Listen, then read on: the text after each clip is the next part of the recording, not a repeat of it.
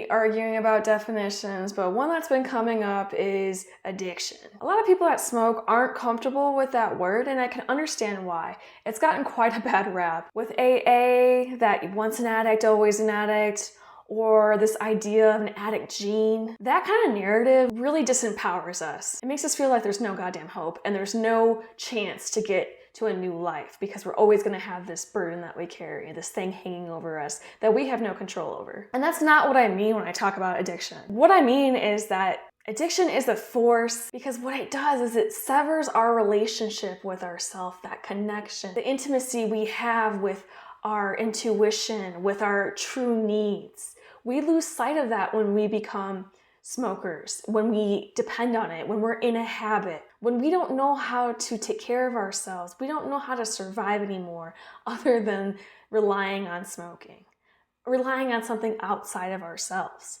whatever that is. I don't think of it as a chemical dependency. That's why people can get addicted to all sorts of weird stuff. Not saying that smoking isn't weird, it is, but you know what I mean? It's not about that. It's about us getting lost from ourselves and losing our power.